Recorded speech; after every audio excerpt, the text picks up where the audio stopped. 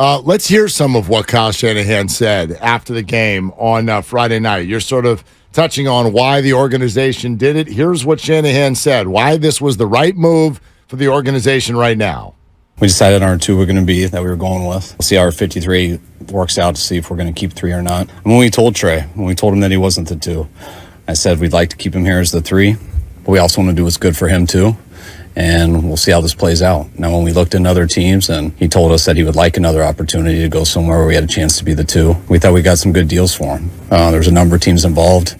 To end up getting the 4th was a little better than we anticipated and clears up a lot of money and allows a better situation for him too. There it is. Clears up a lot of money. Yeah. 4th rounder, better than what they thought they were going to get. Right. And the other carrot you get in there is that, Trey Lance said, I'd like to be somewhere else. Yes. But he said, I'd like to be somewhere else where I can be QB2. And I don't think that this is that either. Right, but I don't know if there is a spot where they had gotten an offer where he could have been QB2, and ultimately the team is going to take the best offer they got and trade Trey Lance to that team. They're not going to say, well, there's a team that offered us a 5th, and he might be able to be QB2, so we're going to take a 5th so that Trey can go be QB2 for sure. No, of course as not. Opposed to taking a 4th from a team, and, Trey, good luck, go be QB3. By the way, I'm looking at Buffalo's roster right now. It's Kyle Allen. Kyle Allen is Josh Allen's backup. Right. And then Matt Barkley is the 3. I bring them up because they were reported to be sort of the second-place finisher here. The San Francisco Giants, if you will, of the Trey Lance conversations. Makes sense. Yes, they were the other team that was maybe the last one off the board after the Dallas Cowboys. So you look at Kyle Allen or Trey Lance, Matt Barkley. Could he beat out a 34-year-old Matt Barkley? I think he could easily beat out Barkley. I don't know about Kyle Allen. Kyle Allen's got more experience than he does in the NFL. And Buffalo is not a team that's going to mess around if Josh Allen's got to miss a game. They've got Super Bowl aspirations too. Right. That's, again, why I walked away from this whole story going, wait, what? The whole thing came down to Dallas and Buffalo? Those are 2 of the last teams on earth that should be talking about this. Like Dallas, I get why they did it, and it's not good for Trey. Buffalo, I don't even know why you'd be doing it.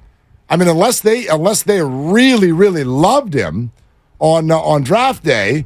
But Buffalo is not. That's not somewhere where you can go learn and we've got time. Let's just see how you're looking. Well, it worked for Trubisky. Plus, but that's not what they're not interested in it working for Trey. They're interested in it working for them. Sure. And they have a quarterback who I think is going to be their quarterback for at least the next decade. They would hope, yeah. So why on earth do they want Trey Lance?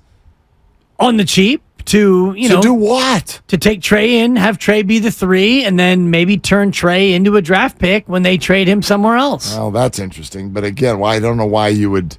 Why would you think that he's going to have higher value a year from now than he does now? If you're not planning to play him. Well, he's not going to have lower value. I don't know how Trey Lance's value can go much lower than it already is. You have a quarterback whisperer, the man who drafted him, the man who used 3 first-round picks to move up and take him, and he's willing to give up on him after 2 years. So how could your stock be any lower than that?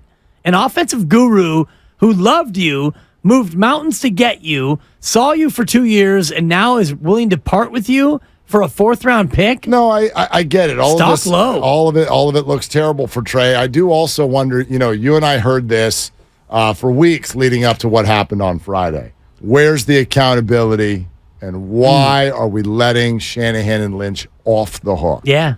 So I wonder this. The tone that they set after the game Friday when they talked, did you accept it? Did that count as accountability? I mean, the whole let them off the hook thing, I well documented on Friday. I don't even know what that means. What does that mean? We're letting him off the hook. What? So what are you saying? You'd like to go put him on a hook in your closet? Like, what is it you want? You want to fire him? Do you want a note, like an apology note? Yeah. What does that mean? But the accountability. Did you accept this? Because this was, I think, Kyle Shanahan getting a little bit vulnerable, at least. I always feel like I let Trey down. I mean, I wanted him to come here. I believe in Trey. I believed in him before we took him, and I'm responsible for that. I didn't want to throw him into the heat of battle right away, but I thought he needed to play. So we tried to figure out every way to do that. I mean, if I can look back in hindsight, he broke that finger on on a helmet on that 4th preseason game versus the Raiders. I wish I didn't put him in a play that had him break his finger, because I think that really hurt him in his first year. And not only did it hurt him not getting able to mix in much, but it hurt him in the practice time, because he had to adjust how he threw and things like that, which I think set him back for his second year. When we went into the second year, we gave him every chance to do it. We were going to make an offense that, to me, gave him the best chance to be successful at that time, which we did do. And when you do that, you hope a guy can stay healthy so he can stay out there long enough. But that didn't last long. It was the first game, and after that, I always felt for him, and we continue to work with him. But sometimes things just don't work out. Yeah, I felt for him. I let him down. Yeah. Those are two different sounds, though, by the way. Like, I let him down. There's the vulnerable sort of accountability that you're looking for. I felt for him. It, for me, is a tough one at the professional sports level. You know what I mean? You felt for him, but then he traded him. So, yes, you felt for him, but he understands that his number one job is to win games with the 49ers and to pick the best 53. So you can feel for him, and at the same time, you can actually tell him you're being traded. And he actually mentioned in the press conference, he has a lot of hard conversations to have between now and absolutely 1 o'clock tomorrow. He's got 22 hours to get a very good, talented roster down to 53. So he's going to have at least 6 to 10 conversations where he's going to have to tell guys, you're cut. And these are players who are good enough to be NFL players, but not on this team. There are over 1,000 players who will. I know. That's always the number that blows me away. Will have that conversation either yesterday or today or early tomorrow. Yeah. Over 1,000. Now, almost half of them, a little bit less than half of them, can end up on practice squads. That happens later. So that's great. But yeah, in terms of, that NFL dream, these are some of the most elite athletes on the planet, and over 1,000 of them will be informed coming up either today or tomorrow that they didn't make it. I loved what Kyle said at the top of that soundbite, because I think it crystallizes the entire Trey Lance era. I didn't want to have to throw him in there, but Trey needed to play. And if you play that off the top again, the first two things he says are so counter to each other, but I think they're both so true in terms of the situation. I always feel like I let Trey down. I wanted him to come here. I believe in Trey. I believed in him before we took him, and I'm responsible for that. I didn't want to throw him into the heat of battle right away, but I thought he needed to play, so we tried to figure out every way to do that. That to me is the summation of Trey Lance in a nutshell. I didn't want to I didn't want to have to throw him in there, but I knew he had to play. He was coming off a COVID year, and he didn't have a lot of experience, but you didn't want to throw him in there, and so he had to devise ways to get him in there, get him on the field, and he did that, but it all got derailed when he broke his finger in the 4th preseason game. The whole thing was snake bit based on injury and circumstance. It was, although I'll tell you this, from the second it went down, and I know how the whole game works, everybody's going to look back on it and go, okay, because there's closure there. Not to Trey Lance's career, but his time with the Niners. And so there's closure there, and that means it's time to put it in perspective. And put it in okay, this is the worst draft pick of all time? Is it the 3rd worst draft pick of all time? And what that does, it has stirred up yet another nest of Kyle Shanahan, John Lynch, what they did wrong, what it means going forward, and what I heard a lot, even on our station today. A lot of people do not accept what you just heard. A lot of people do not accept I take responsibility for it. I let Trey down. John Lynch said it straight up. We need to wear this. I don't know. We said all week, what do you want? An apology? And then you kind of got it. You kind of got an apology. No, you got it. You got an apology from Kyle Shanahan and John Lynch, and I'm still hearing people wanting to put flames on their feet. And I get it. It's sports. They messed up.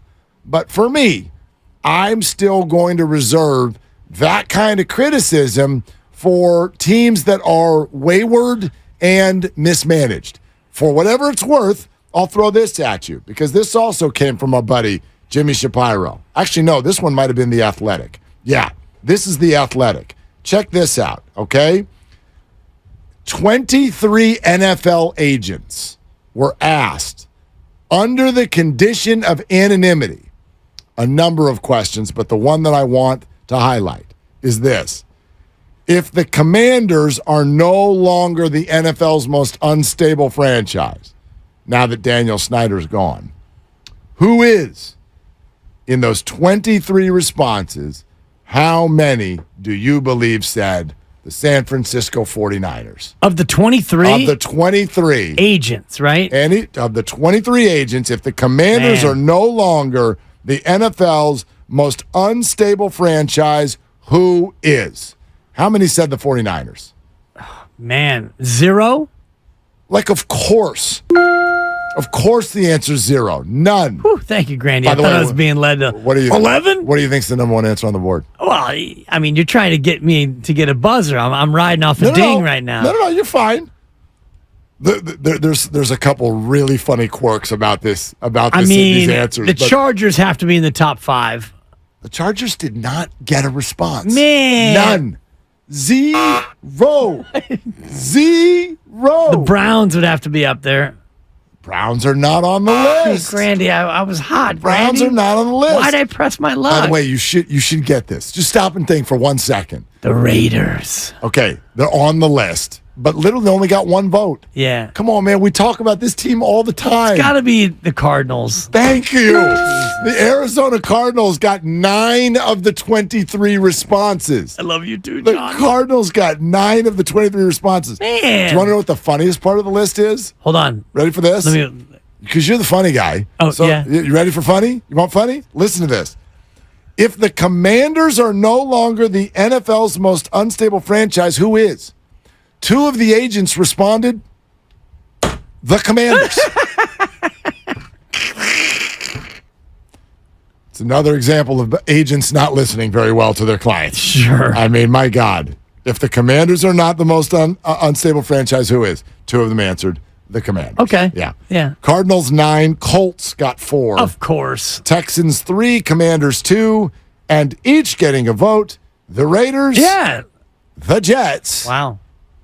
and the team that acquired Trey Lance, Man. the Dallas Cowboys. And then 2 agents bailed out and said, I don't want to answer. Ah. On the condition of anonymity. Thank you. Maybe they don't know what anonymity means. I might have botched Oh, that. see an enemy?